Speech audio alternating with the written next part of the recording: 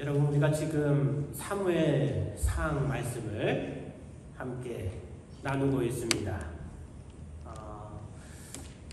사무엘상 말씀은 이제 이스라엘이 사사시대에서 왕권 정치, 왕권 시대로 넘어가는 그 과도기에 해당되는 말씀입니다. 그리고 이 기간에 하나님께서는 사무엘 선지자를 세워 사용하셨습니다. 그리고 이 사무엘의 마지막 사명, 마지막 사역은 이스라엘을 하나님의 뜻 가운데 잘 인도할 수 있는, 잘 치료할 수 있는 왕을 그 가운데 세우는 것이었습니다. 하나님께서는 베냐민 지파 기스의 아들 사울을 선택하셨고 사무엘로 하여금 그에게 기름 부어 왕으로 세우도록 하셨습니다.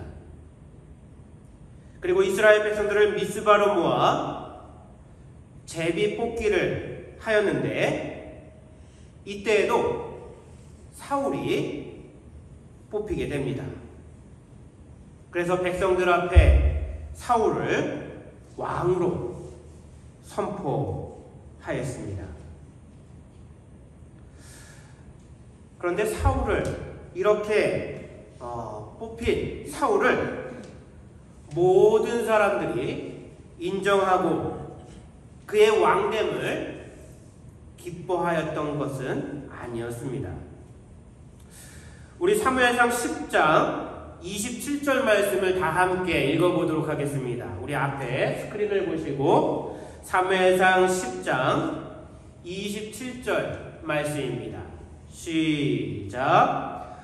어떤 비류는 가로되 이 사람이 어떻게 우리를 구원하겠느냐 하고 멸시하며 예물을 드리지 아니하니라. 그러나 그는 잠잠하였더라. 여러분, 어떤 일에든 모든 사람들이 협력하고 기뻐하는 것만은 아님을 우리가 알아야 합니다.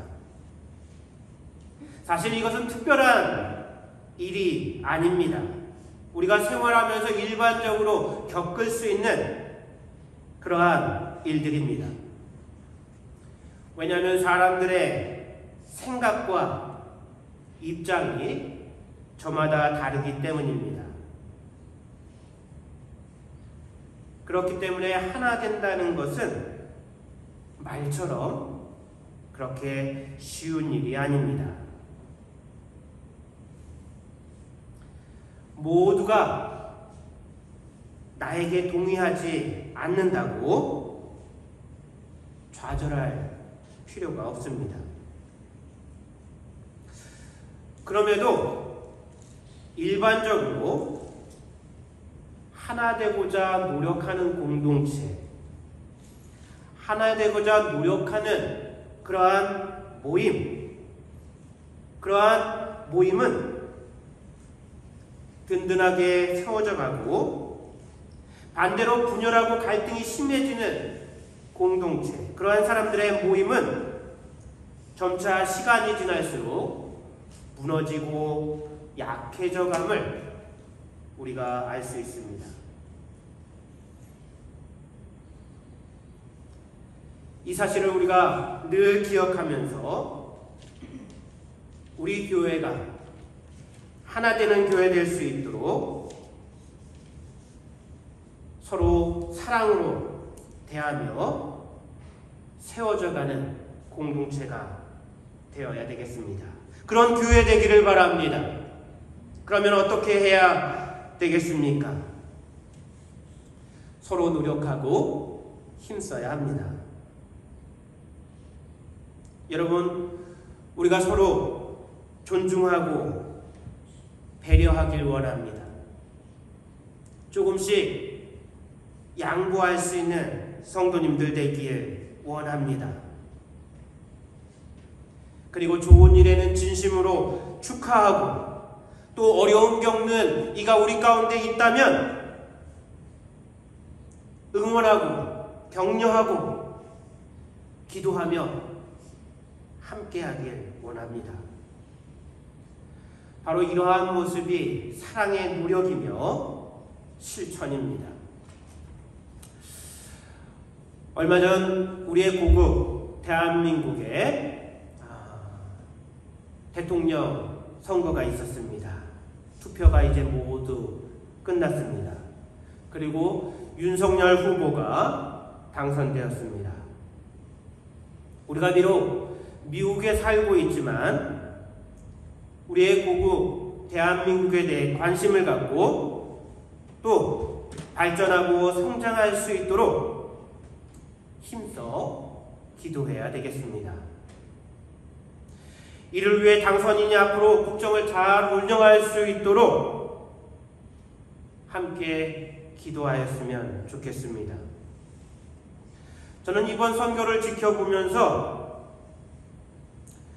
정치적인 그러한 이유보다는 목회자로서 각 후보의 영적인 면을 보려고 노력하였습니다.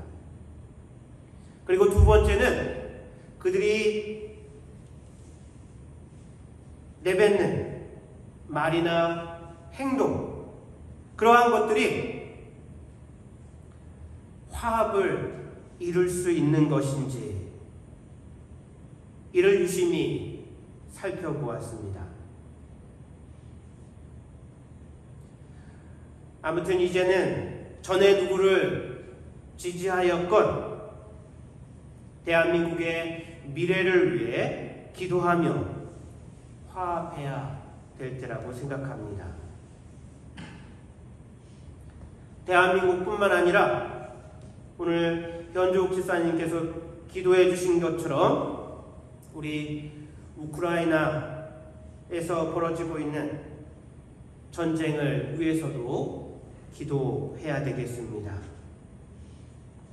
전 세계가 코로나 팬데믹과 또 다양한 문제들로 인해 위기 앞에 서 있습니다. 어떤 곳에 위기가 발생하면 그것이 그 지역에만 영향을 미치는 것이 아니라 이제 전 세계 사람들에게 영향을 미치고 있습니다.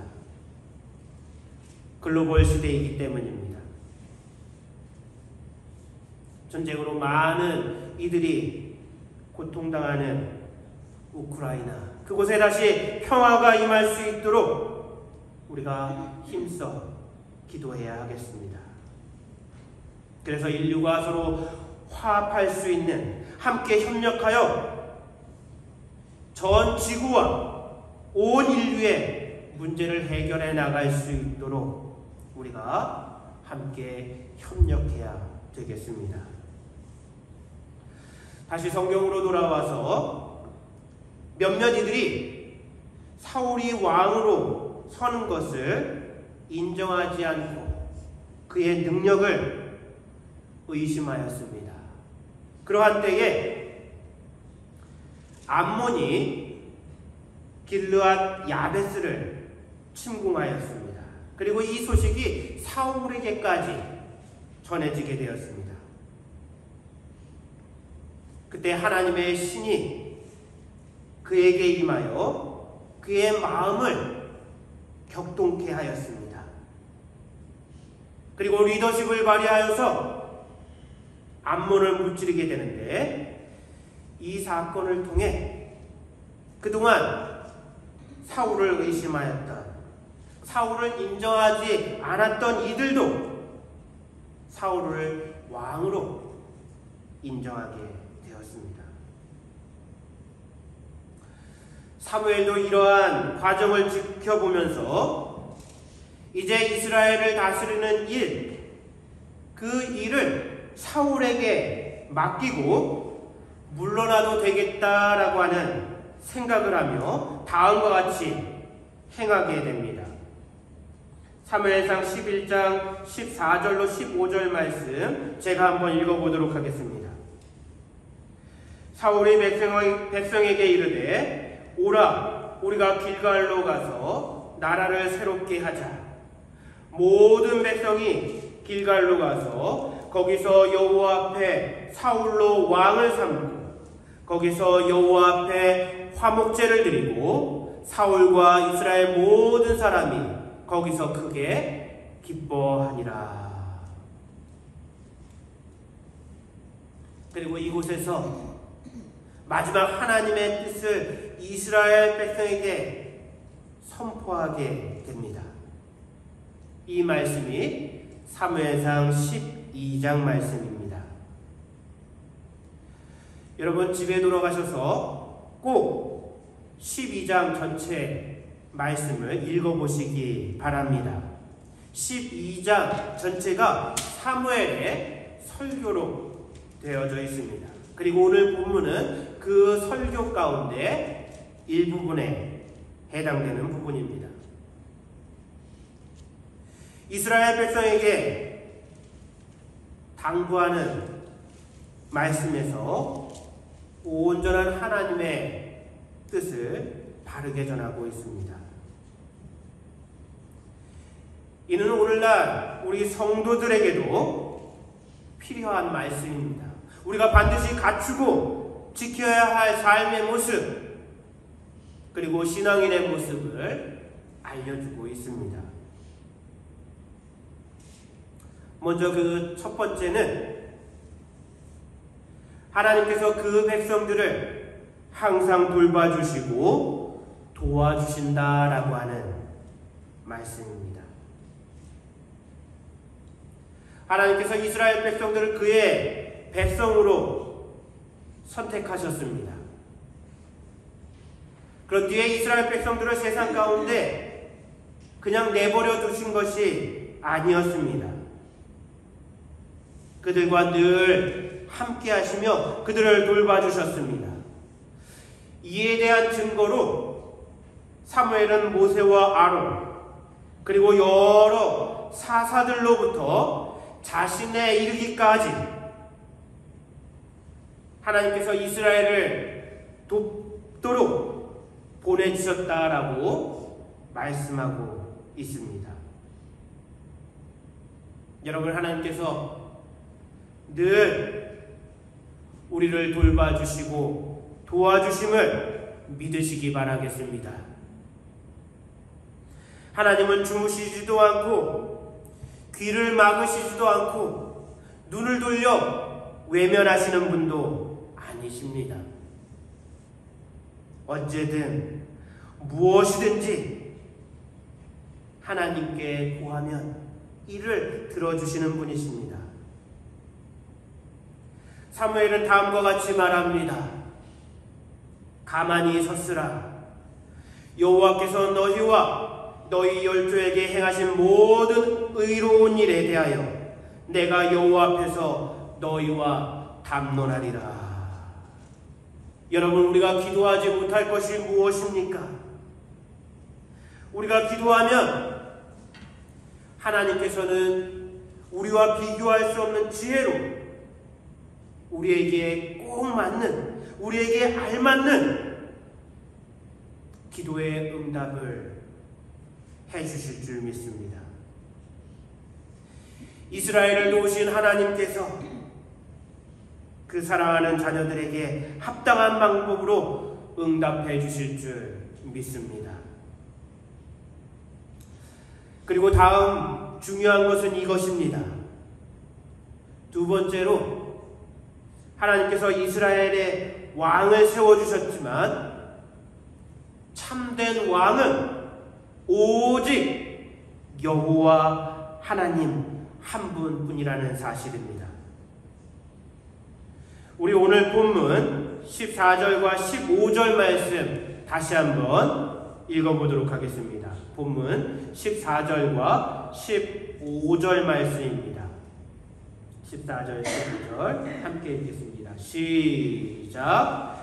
너희가 만일 여호와를 경외하여 그를 섬기며 그 목소리를 듣고 여호와의 명령을 거역하지 아니하며 또 너희와 너희를 다스리는 왕이 너희 하나님 여호와를 쫓으면 좋으리라마는 너희가 만일 여호와의 목소리를 듣지 아니하고 여호와의 명령을 거역하면 여호와의 손이 너희 열조를 치신 것 같이 너희를 치실 것이라.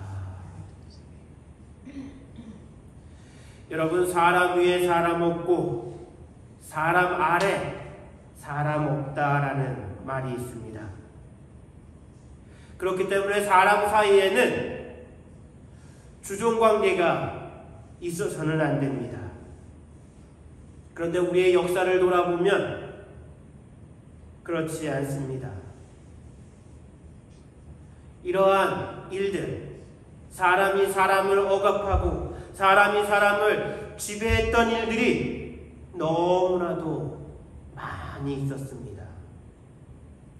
죄악된 우리의 본성, 우리의 모습을 드러내는 그러한 모습입니다. 비록 지금은 신분제나 계급 같은 그러한 제도들은 많이 사라졌지만 여전히 다양한 방법, 다양한 모습으로 여전히 사람들 사이에 그러한 종속관계가 유지되고 있습니다. 여러분, 모든 사람은 평등해야 합니다. 서로를 존중해야 합니다. 만약 누군가 힘으로 다른 사람을 억압한다면, 그리고 지배하려고 한다면 서로 힘을 모아 저항할 수 있어야 합니다. 이러한 모습이 깨어있는 시민들의 모습입니다. 우리가 섬겨야 할 분, 우리가 경외해야 할 분, 그분은 오직 한 분, 하나님뿐이십니다. 사람이 되어서는 안 됩니다. 왜 그럴까요?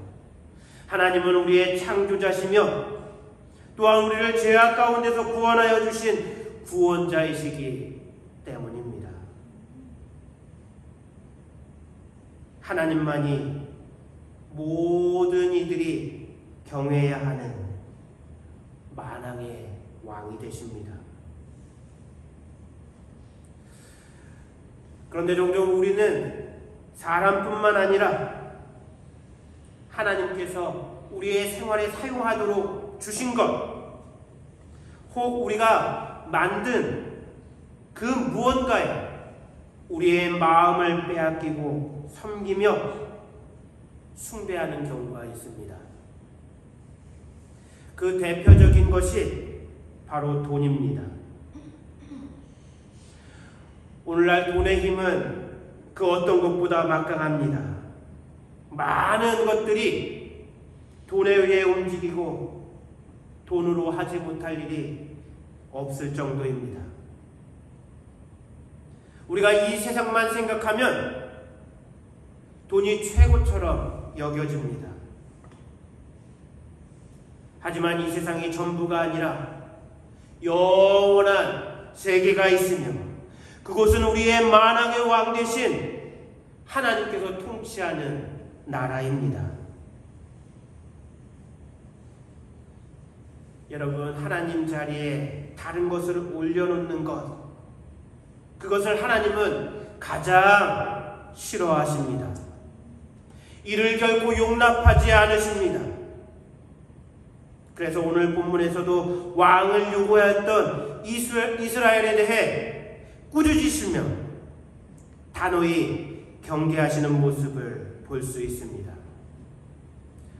그리고 10계명을 보면 첫 번째 계명부터 네 번째 계명까지 하나님과 우리와의 관계를 나타내는 계명들인데, 그 중에 첫 번째, 두 번째 계명은 다른 신을 내게 있게 하지 말라, 그리고 우상을 만들지 말라라고 하는 말씀입니다. 우리 성도님들은 이 사실을 분명히 알고 이 땅에서 평등하게 자유인으로 살되 하나님만을 왕으로 섬기며 살아가는 우리 성도님들 되시길 축원합니다. 여기서 자유인이란 자기 마음대로 자기 하고 싶은 대로 살아가는 이들을 의미하는 것이 아닙니다. 우리가 법 없이도 살 사람이라는 말을 하곤 합니다. 이 의미는 법이 없어도 된다라고 하는 뜻이 아니라 그 사람이 법의 테두리 안에서 법을 잘 지키며 살아가는 사람이라고 하는 의미입니다. 참된 자유인은 하나님의 법 안에서 살아가는 사람들입니다.